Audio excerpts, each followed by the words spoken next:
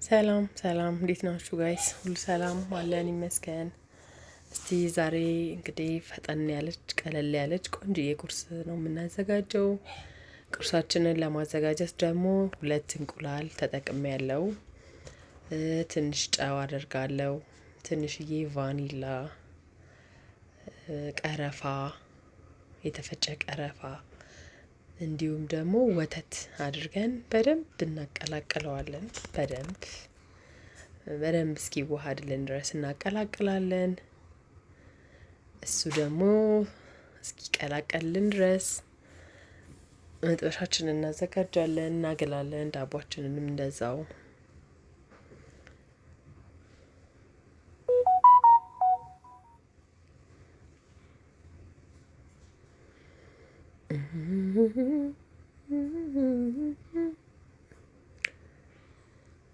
በጣም ጨካኝ ነው በፍቅሬ የቀለደ ክፉ ነው።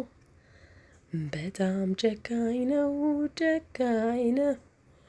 በፍቅሬ የቀለደ ክፉ ነው። እዳው ገብስ ነው እርግፍ አርጎ መሄድ አንተን ነው።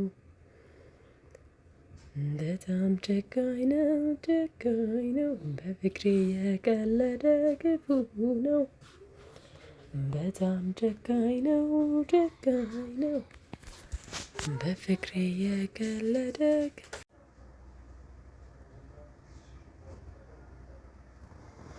እሺ ጋይስ እንግዲህ ወደ ስራችን ተመልሰናል። መጥበሻችንን እናግላለን። ዘይት እናደርግበትና ዳቦአችንን በደንብ በሁለቱም ሳይድ በደንብ እናርሰዋለን ማለት ነው። ቅድም ያዘጋጀነው የእንቁላልና የወተት ውህድ ውስጥ ከተን በደንብ እናርሰዋለን።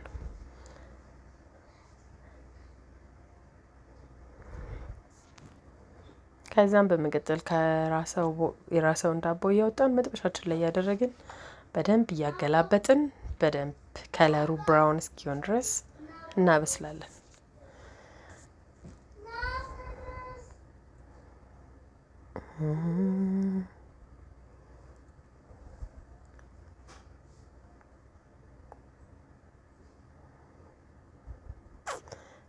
በስመአብ አቤት ሽታው! በቃ ሞክሩት። እውነት ለልጆች ምሳቃ መሆን ይችላል፣ ለቁርስ መሆን ይችላል፣ ለመክሰስ መሆን ይችላል።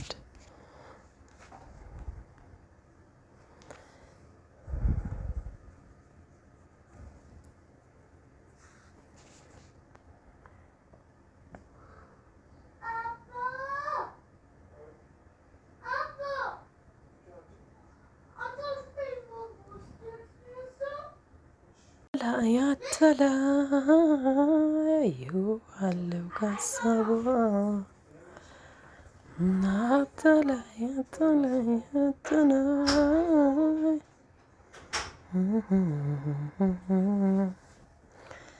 በጣም ጨካኝ ነው በፍቅሬ የቀለደ ክፉ ነው።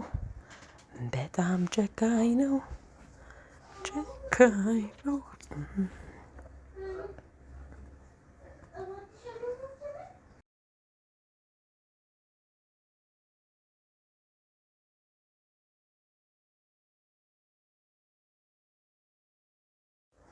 ልክ እንደዚህ እንደምታዩት መልኩ ብራውን እስከሚሆን ድረስ እያገላበጥን በሁለቱም በኩል እርጥበቱ እንዲወጣ ማለት ነው በደንብ እናበስለዋለን። እያገላበጥን እሳቱን ትንሽ ቀነስ አድርገን በደንብ ማብሰል ይጠበቅብናል።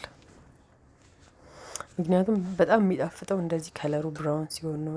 ማለት እርጥበቱ በሙሉ ይወጣል። ልክ እንደዚህ እንደምታዩት ከለሩ በጣም የሚያምር ነው የሚሆነው። ይሄ ደግሞ እንዲሆን በደንብ እያገላበጥን ማብሰል ይጠበቅብናል።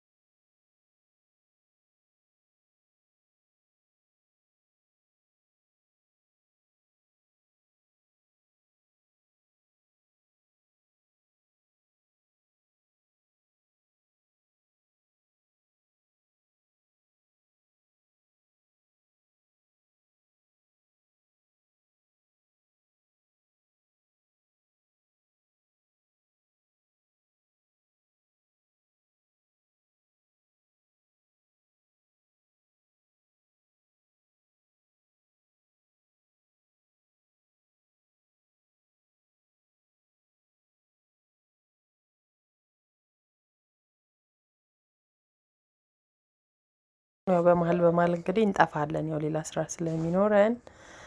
ኤኒዌይስ እንግዲህ እንደዚህ በደንብ እያገላበጥን እናበስለዋለን። ከለሩ ቆንጆ ሆኗል።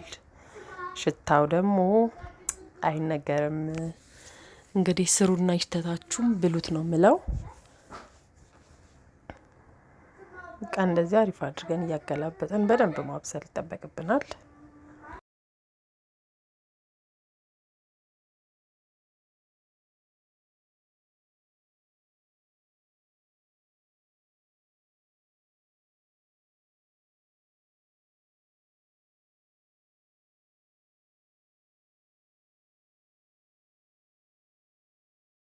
አድርገን ያው እኔ ይህንን ቁርስ ለልጄ ነው የሰራሁት።